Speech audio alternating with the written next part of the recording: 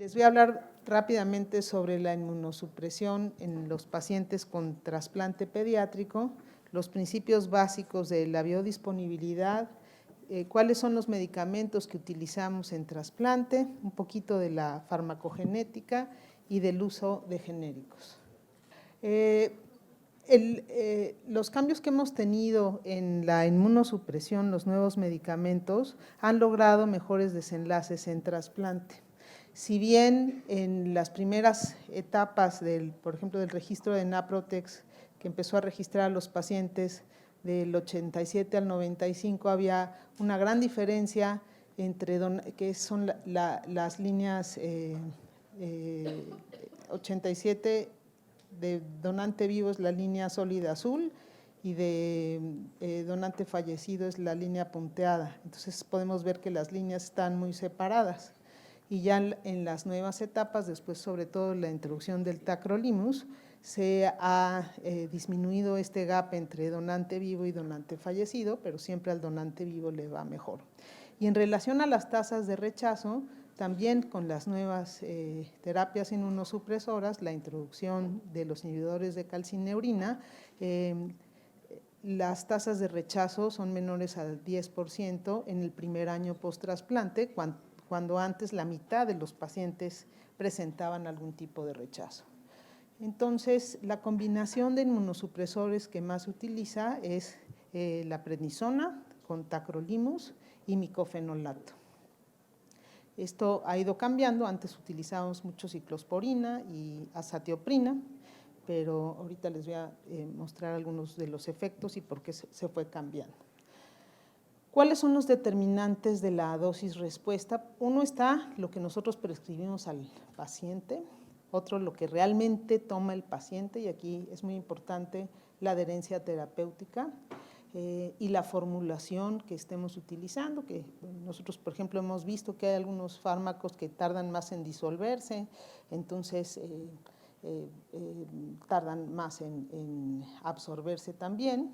De la dosis tomada importa después la concentración en la sangre, y aquí viene toda la parte de la farmacocinética, que implica la absorción, la distribución, el metabolismo y la eliminación del fármaco. Después está la respuesta farmacológica, y esto es la farmacodinámica. Recordemos que es el fármaco libre el que va a hacer el efecto terapéutico, y también es muy importante la concentración en el sitio de acción.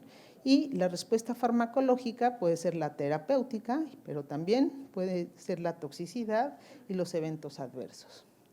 En esta diapositiva les muestro 3 gráficos de diferentes concentraciones contra tiempo.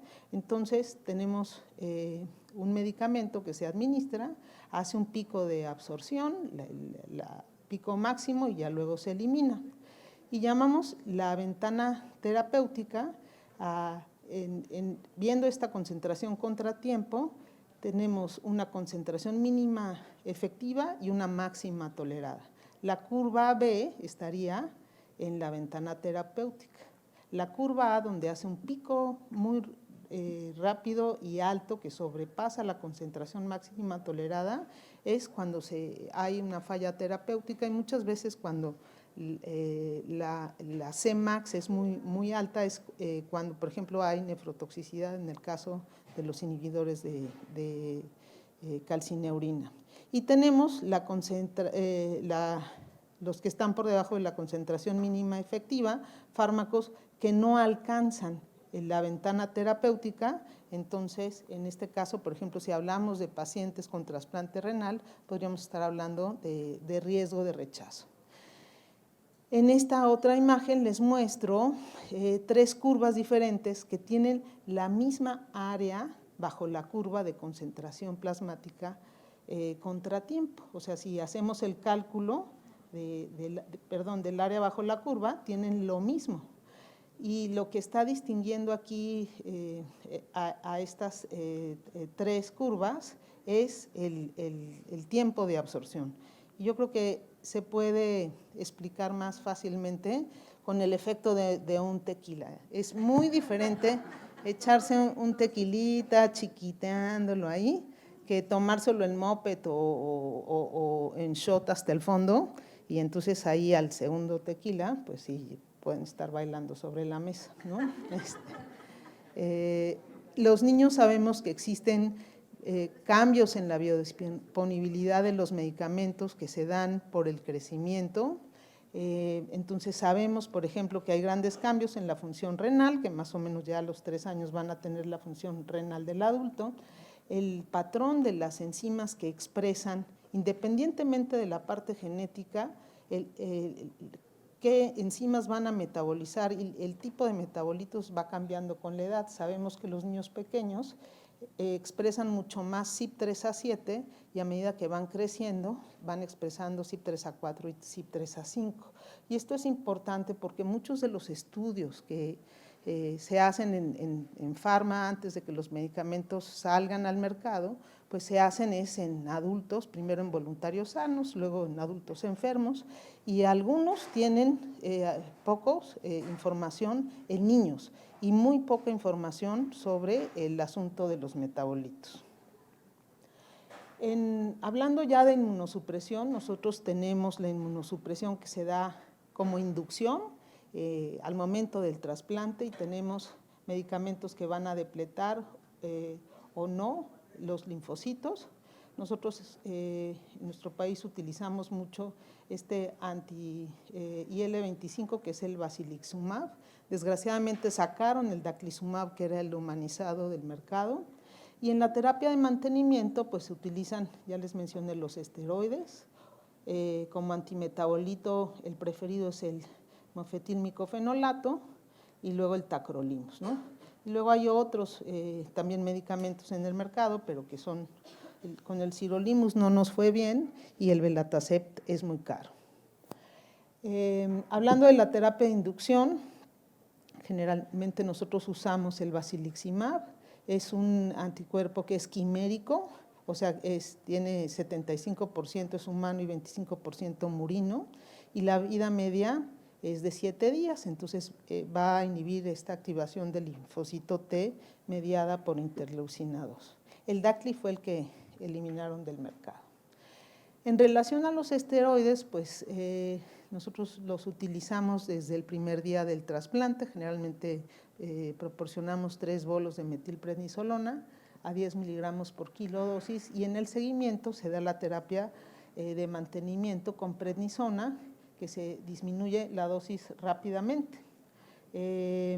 Con los esteroides, pues sabemos que es un antiinflamatorio maravilloso, pero desgraciadamente tiene muchos efectos adversos. Entre ellos está el retraso en el crecimiento, puede haber necrosis avascular de cabeza de fémur, osteopenia, aumenta el riesgo de infecciones, hipertensión, dislipidemia, más el Cushing, el acné, obesidad, cataratas e hiperglicemia, ¿no? El ácido micofenólico, en realidad el que damos, el micofenolato de mofetilo, es un profármaco que depende de las esterasas en el tubo digestivo para producir después el ácido micofenólico, que es el que tiene el efecto sobre la inosine monofosfato deshidrogenasa. Entonces, está esta formulación que tiene una capa entérica que se llama Mifortic. La dosis se da de 600 a 1200 por metro cuadrado por día, basado en el micofenolato de mofetilo, y sus principales efectos adversos van a ser gastrointestinales, pero también puede dar leucopenia. Lo malo de este medicamento es que si lo queremos monitorear, que sí se puede, se requiere hacer área bajo la curva de concentración contratiempo, porque los niveles en valle no predicen realmente la exposición. Sabemos que la ciclosporina va a disminuir los niveles de ácido micofenólico porque limita la circulación enterohepática, pero el tacrolimus no. Y también pues va a tener una serie de interacciones, ¿no? Si se disminuye la absorción, si damos antiácidos, también si se toma con alimento se disminuye el pico, y los antibióticos van a limitar la circulación enterohepática. Y también hay otros fármacos que van a alterar la unión a proteínas, ¿no? hay algunas interacciones también farmacodinámicas, se favorecen los síntomas gastrointestinales si damos algunos antibióticos, el mismo tacrolimus, las altas dosis de esteroides, antifúngicos, y aumentan la mielotoxicidad si se da ciclovir, ganciclovir, Bactrim, que muchas veces pues, se da durante los primeros 6 meses del trasplante. También está la parte de metabolismo y sabemos que son las UGTs, digamos los que son más importantes en el metabolismo del ácido mecofenólico, y van a variar el tipo de metabolitos, y hay unos metabolitos que son metabolitos activos del ácido micofenólico. La combinación con tacrolimus va a producir mayores niveles de ácido micofenólico que la combinación con ciclosporina, ¿no? Porque el tacro inhibe el UGT y este efecto es mayor en aquellos pacientes que tienen el UGT 1A8-2. Y la ciclosporina disminuye la recirculación enterohepática del micofenolato, que cuando hacemos estas curvas de concentración contratiempo, hay pacientes que tienen hasta 3 picos o 4 picos por esta circulación enterohepática.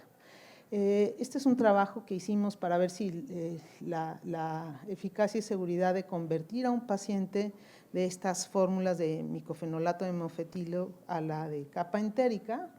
Entonces se cambiaron a una dosis igual. Lo que vimos es que si se medía como la inhibición de la inosine monofosfato deshidrogenasa, pues no hubo ninguna diferencia, pero al aplicar una escala de síntomas gastrointestinales, los pacientes que cuando tuvieron el de capa entérica, pues tuvieron menos síntomas gastrointestinales, y esto es muy importante. Este es un trabajo que salió hace poquito, que contribuimos con nuestra serie de farmacocinética mexicana, lo hicimos con el doctor Britt Hansen y el doctor Bruce Carleton en Canadá. Se incluyeron 25 canadienses y 27 mexicanos que tuvieran la cinética completa y una muestra de orina simultánea. En la orina se midieron 10 metabolitos relacionados con inflamación por espectrofotometría de masas, y midieron el ligando CXC10 por quimioluminiscencia en orina como marcador de inflamación. Y bueno, se tenía la farmacocinética, y lo que se vio es que con esos 10 metabolitos se creó un modelo que predecía la farmacocinética tomada, y realmente predice, ¿no? Digamos que a mayor área bajo la curva, menor inflamación, o sea, se relacionó el área bajo la curva con los niveles de ligandos de CXCL10. La cosa es que esto de estar estudiando metabolitos en orina, pues está muy padre, pero son estudios muy caros que por lo menos en México no los podemos aplicar, pero ojalá en un futuro podamos tener algo así, alguna tira o algo que nos ayude a predecir, ¿no? En relación a los inhibidores de calcineurina, ayer les platicaba de los pasos de la activación del linfocito, y los inhibidores de calcineurina actúan aquí, ¿no? Desde que se dan las 2 primeras señales, se une el tacrolimus, que es el que más utilizamos, a una inmunofilina, se transloca al núcleo e inhibe este paso de estimulación del gen de interleucina 2, entonces no se da toda la cascada de señalización para finalmente expandir esa clona. Con la ciclosporina, que fue el primer inhibidor de calcineurina,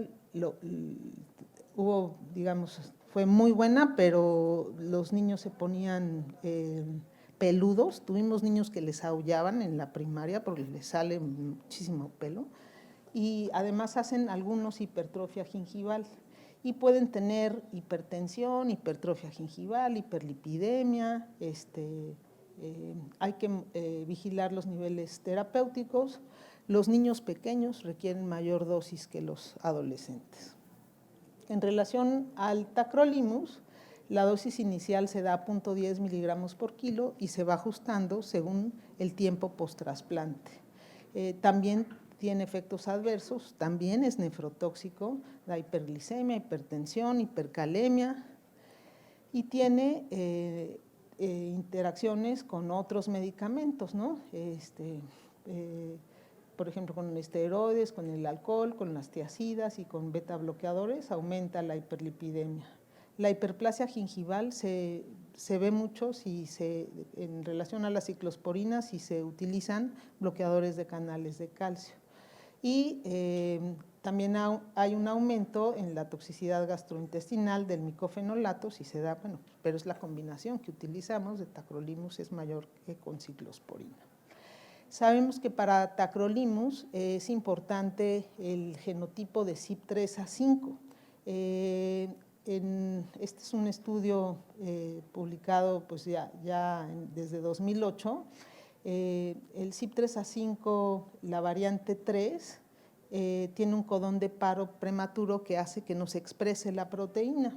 Los individuos de raza negra tienen más el genotipo silvestre, que es el 1,1. Entonces, ¿quiénes expresarían la enzima? Pues los que tienen el 1,1 homocigotos o los heterocigotos del 1,3. Y eso sería más o menos 85% de los individuos de raza negra y es más o menos el 85% de los caucásicos que no expresan la enzima y los asiáticos pues mitad y mitad, ¿no? Entonces cuando hicimos el estudio en México, que incluimos niños y adultos, vimos que somos muy parecidos a los asiáticos, o sea, mitad expresan y mitad no expresan la proteína, ¿no? Y esto es importante para el tiempo en el que se adquieren los niveles terapéuticos de tacrolimus y entonces aquellos pacientes que expresan la enzima, pues les tenemos que ir subiendo rápidamente, estas son las semanas post-trasplante, ¿no? Empiezan a 0.10 y rápidamente les vamos subiendo la dosis, ¿no? Casi al doble de los que no expresan, que más bien muchas veces hay que bajar la dosis. Y si ponemos la rayita de los niveles de tacro en 7, pues podemos ver que los que expresan la enzima, a las 4 semanas muchos de ellos no han alcanzado los niveles objetivos y eso pudiera tener implicaciones pues para la presentación del rechazo a largo plazo. Entonces la dosis es mayor en los que expresan el CYP3A5 porque el clínico ajusta la dosis, pero en realidad aquí hay que ver el impacto que esto tiene a largo plazo. Este polimorfismo se ha asociado también con el desarrollo de hipertensión. Haciendo un análisis farmacocinético poblacional, aquí llevamos muchos años haciendo farmacocinéticas de tacrolimus, Carlos Jacobo Cabral llevó todos estos datos a España y se creó un modelo de estos poblacionales viendo desde la albúmina, el hematocrito, la edad, el tiempo post-trasplante, los niveles de esteroides. Lo que realmente determinó el modelo fue el polimorfismo de CYP3A5 y la marca, la formulación de tacrolimus, ¿no? Entonces, eso es algo muy importante para considerar. También sabemos que ha salido un tacrolimus que es de una sola vez al día, que pensando en nuestros pacientes adolescentes, pues es una maravilla porque favorece adherencia. Entonces, este trabajo, pues lo que hicieron fue convertir a estos niños que podían tragar las cápsulas completas del Prograf al de liberación prolongada, ¿no? Entonces los cambiaron a una mediana de 4 años post-trasplante, hicieron la farmacocinética antes y después de la conversión y lo siguieron a 1 año sin tener diferencias en la tasa de filtración glomerular. Entonces, también digamos que quien tiene acceso a estos medicamentos de liberación prolongada, yo creo que sí es bueno utilizarlos, ¿no? Definitivamente, porque hay mayor adherencia. Esta es un trabajo que a mí pues, me gustó mucho porque nosotros pedimos los niveles de tacro y vamos ahí ajustando la dosis, pero yo creo que más que el nivel en crudo, realmente lo importante es la variabilidad que tiene el individuo a lo largo del seguimiento. Entonces, en este trabajo incluyeron a 48 niños de bajo riesgo inmunológico que no tenían anticuerpos donante específico pretrasplante. Entonces lo siguieron y vieron que 15 niños hicieron anticuerpos donante específico y tuvieron 13 episodios de rechazo tardío y lo relacionaron con la variabilidad del tacrolimus, ¿no? Entonces los que tenían mayor variabilidad de tacrolimus son los que, digamos, hicieron más anticuerpos donante específico.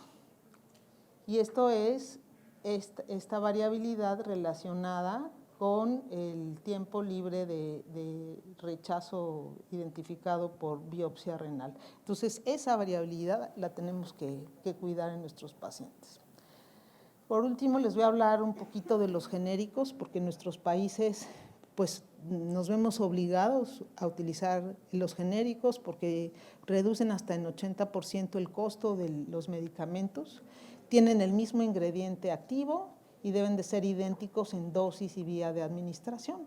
Se aprueban basados en pruebas de bioequivalencia, que es la biodisponibilidad en sujetos sanos, y se asume que se puede extrapolar a la población pediátrica. Tenemos el problema que los requerimientos de la bioequivalencia varían de un país a otro. La EMA y Health Canada son más exigentes que la FDA y que la COFEPRIS mexicana. No sé cuál sigan en Colombia, ¿verdad? Pero de los estudios en bioequivalencia que se han hecho en niños, en México vimos que este producto Limustin, de hecho lo pusimos como subestándar porque la tableta era tan dura que aunque tenía los mismos niveles en Valle, no alcanzaban el área bajo la curva. Y se han descrito algunos casos en donde el cambio de Prograf al tacrolimus genérico no muestra bioequivalencia y también se han reportado rechazos. Entonces, este es un reporte en Canadá, en donde, bueno, en realidad ellos tratan de no utilizar genéricos, pero si los utilizan, recomiendan que no se cambie de medicamento.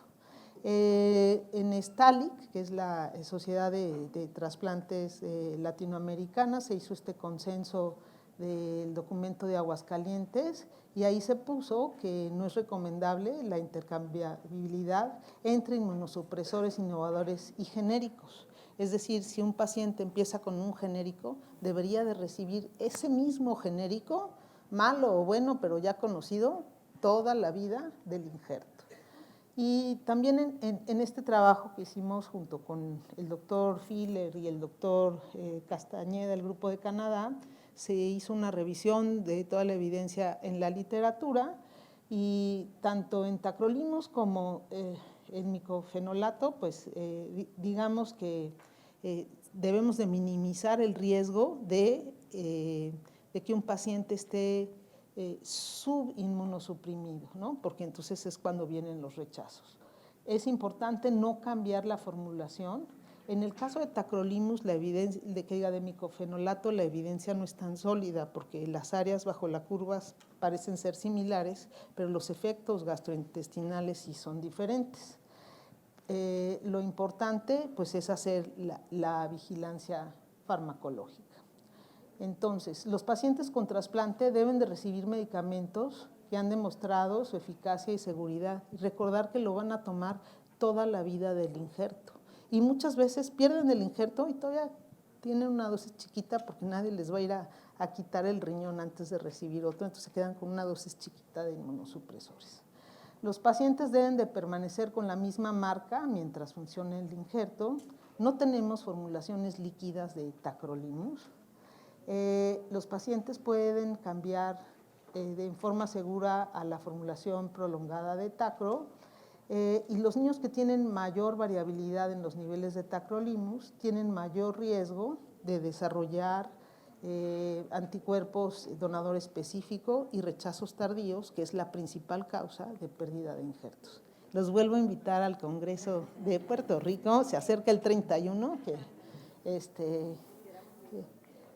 y también los voy a invitar al Congreso Mexicano de Trasplantes, que va a ser en formato híbrido, y vamos a tener un curso pediátrico precongreso. Mil gracias otra vez.